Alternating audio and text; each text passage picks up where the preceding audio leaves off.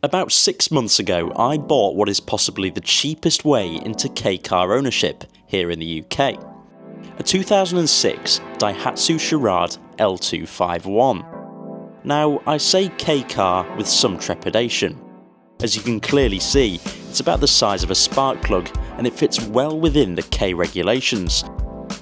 But under that half-inch bonnet hides an absolute powerhouse, a 1-litre 12-valve 3-cylinder engine, much bigger than the 660 limits that the Japanese market receive. And unlike those true, authentic Japanese Kei Car imports, this one was just £1,000. So it may have been cheap, but it was also a very good example. With just 32,000 miles on the clock and a handful of precious owners, the Charade was already one of the better survivors on our roads. Of course, if you've been around here for more than 5 minutes, you'll know there's always something to do on one of my projects, and the L251 was no exception. The radio didn't work, the car had gone 10 years without a recorded service, we had an odd number of wheel trims, and generally it needed the deepest of deep cleans. Now though, the Charade is complete, and here's how.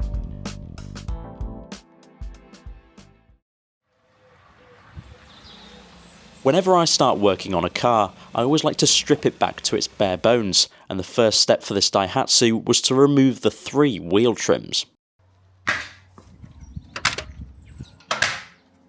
And with those off the car, they revealed a rather rusty set of steelies, something else to add to the job list. We'll give the wheels and trims some TLC later, but right now it's time for probably the most important step, servicing that little 989cc sewing machine. It's been a decade since its last recorded service, and even though the car had since only covered the distance of half a mileage interval, it was long overdue on age. Luckily, rectifying that couldn't be easier. Daihatsu made it so efficient for DIY maintenance. The designers implemented a handy oil filter access hole that can be used by simply removing the front number plate. Then it was time to drop the old oil. I could drain the engine by driving the car up some ramps, leaving the oil to warm up and removing the sump plug. Once that was draining, off came the 10-year-old oil filter with ease, thanks to that clever access. If that isn't proof the Japanese design their cars better than anyone else, I don't know what is. It was then time for the new filter, not forgetting to prime and lubricate it to make it even easier for the next service, all before it can be screwed back onto the housing. After that, I cleaned and reinstalled the number plate and mount, and finally it could be topped back up with a mere 2.3 litres of oil. I may as well have done it with a teaspoon. Once finished, the Charade was serviced and good for another 10 years. Okay, maybe not 10, we'll stick to yearly. Right, so we've done the service, so mechanically this thing is ready to go, but look at the state of it. It is not a pretty looking car, so we need to give it a detail. And I've been slightly looking forward to that because I think 32,000 miles, it should be really nice underneath. So we're going to start with the door shuts. First of all, the boot. We'll get everything stripped out the boot and do all 4 door shuts, engine bay. Then we'll move on to the interior and then finally the exterior, give it a bit of a polish. Put the wheel trims back on. That reminds me, actually paint the wheels, we need to do that. And then, yeah, should be good to go. So let's crack on. Strip the boot out, this should be fairly easy. There's not much to it, is there? So, tiny parcel shelf. I really want one of those tools where you can put it on and it will just... What have we got in here then? So, this looks like the toolkit. Look at that, never been used. That is immaculate. Still got all the original zinc on it. Unbelievable. That is the radio keys. No. I spent about a week waiting for them to arrive, only for them to be in the back of the car. You're kidding me. Anyone like a unsharpened pencil with some musical notes on it? With the spare wheel well emptied out, it was time to tackle the door shuts. The boot in particular was full of gunk, so a good jet wash was in order. Right, I think this is going to be satisfying.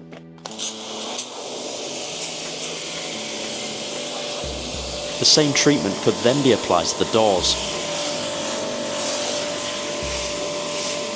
And after a quick dry off, we had our first glimpse of how well the Charade would clean up. It's like new. The same couldn't be said for the fuel cap, but some degreaser, a brush and a jet wash quickly sorts that. Next, for one of my favourite areas to clean on a car, the engine bay. It's likely this little 0.9 has never seen a detail under here in nearly 20 years on the road, so it always makes for a big transformation. Before anyone runs to the comments and says, "Oh, you shouldn't jet wash under there, it ruins the engine," I've done well over 100 cars and it's always been perfectly fine. And at the end of it, you get this.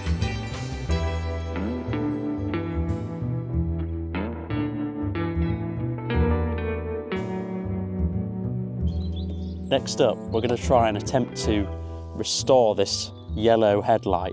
See, the other one's not too bad, but this one is completely fogged up, and to be honest, it probably should be an MOT advisory or potentially even a fail. So let's try and get this looking a little bit more crystal clear. I'm hoping with a good wet sand and polish, this will look really nice. Let's give it a go. Firstly, I hit it with a 1500 grit wet and dry sandpaper, slowly moving up to 3000. I'm hoping the colour comes out of it more than anything, because it's not too pitted or anything, it's just the colour is disgusting. Then, once flatted off, it can be cut and polished using a rotary. Right, see if this does anything. And with a lot of polishing later.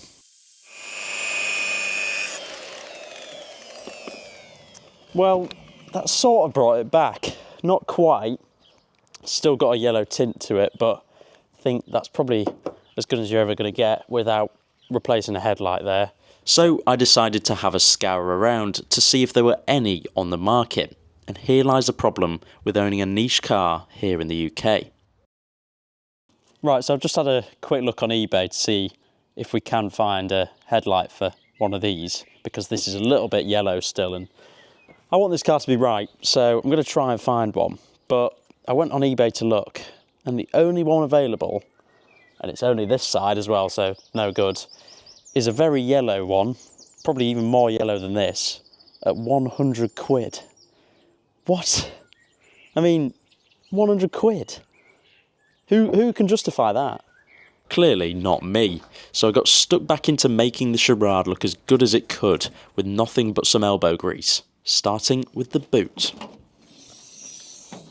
So, this boot floor, it's really, really solid, but just covered in leaves and bits of just debris from years of people putting things in the boot. So, let's get that cleaned out. We're going to hoover it up first, and then I'll give it a quick blast with some all-purpose cleaner and give it a wipe down, and it should look immaculate.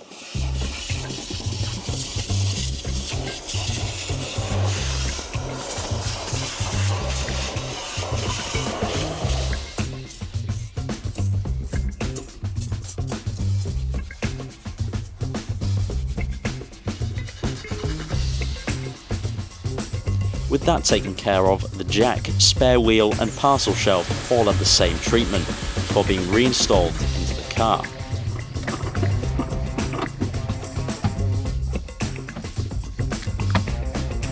This is a well-known rust spot for L251s, so it's a testament as to how good of an example this car is. And with the boot now finished, my attention could turn to the rest of the interior.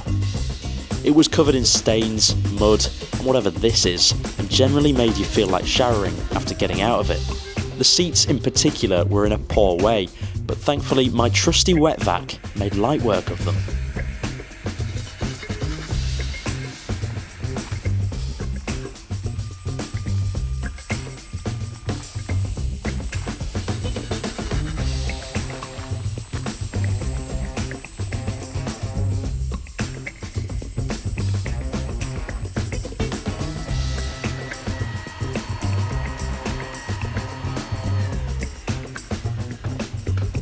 Next, it was onto the plastics. Here lies another benefit of Kei Car life. There are hardly any hidden areas or annoying crevices in their oh so simple interiors, so cleaning them is a doddle.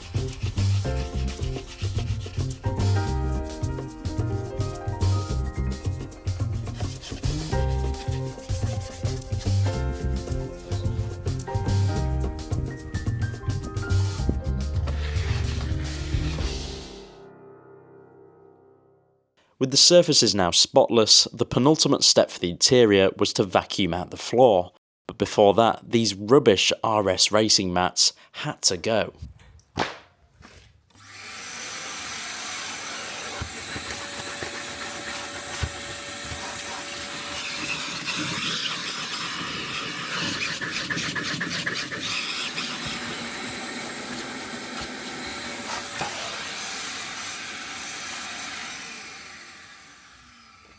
Last but not least, a set of fresh floor mats to finish the interior off, and it can finally resemble that ultra low mileage.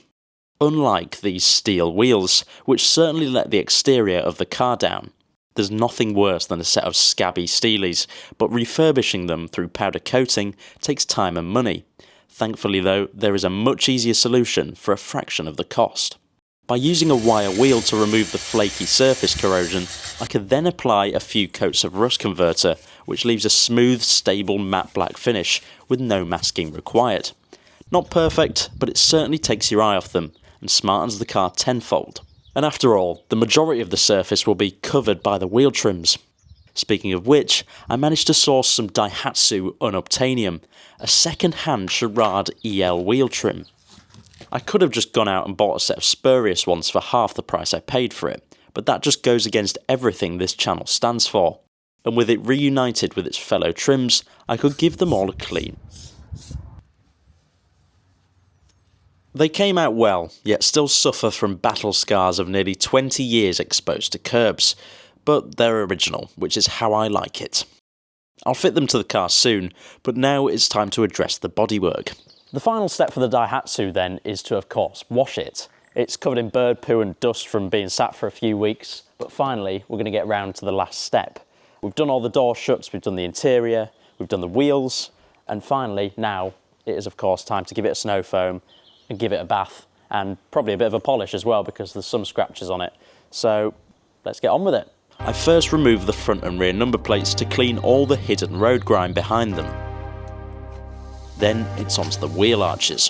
These L251s were so cheaply made, and being Japanese, they didn't really bother with that little thing called rust proofing, so it's vital this area isn't holding any unnecessary mud and dirt to eat into the metal.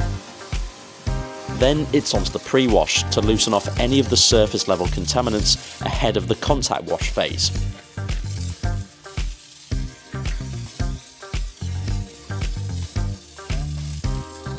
And after a rinse, it's time for that bit you and I have been waiting for. Oh yes, the snow foam, the most satisfying point when cleaning a car, and the best part, I hardly used any of it to give our tiny little Charade a healthy coating.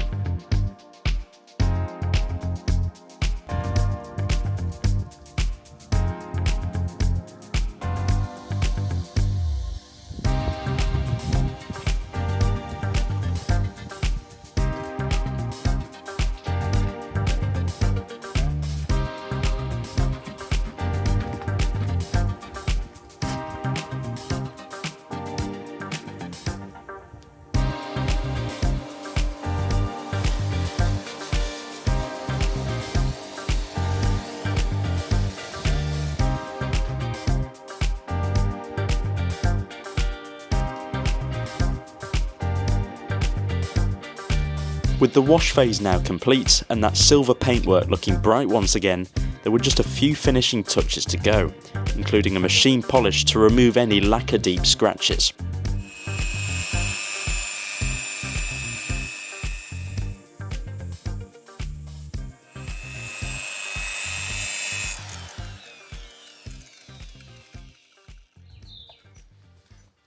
I could then clean up the glass, apply tyre shine, refit the wheel trims, rejuvenate any plastics, dress the engine bay, and finally reinstall the number plates, so our little 32,000 mile almost Kei Car was complete. And just look at it, once the Super Mini that nobody wanted here in the UK is now quite a cool little emerging classic, and this example might just be one of the best on the road. And with that, let me show you around now it's all finished.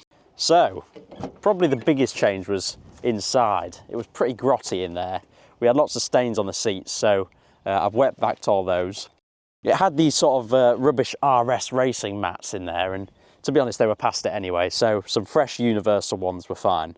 Try and get hold of some original L251 mats because they're very, very rare, and if you can get them, they're about 170 quid online. So for a car of this sort of price bracket, it's not really worth doing.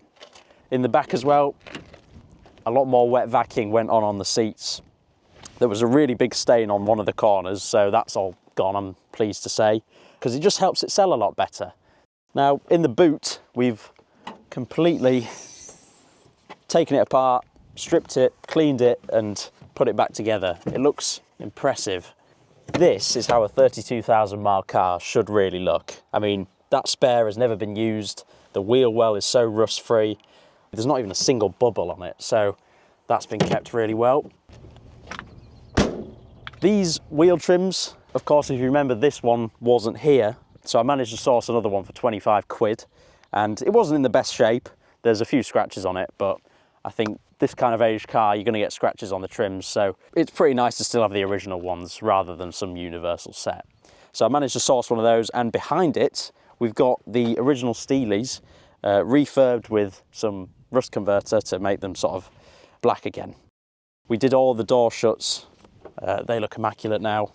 Degreased them inside there because they were full of gunge and stuff. So again, really, really nice now. We tried to polish this headlight as best as possible.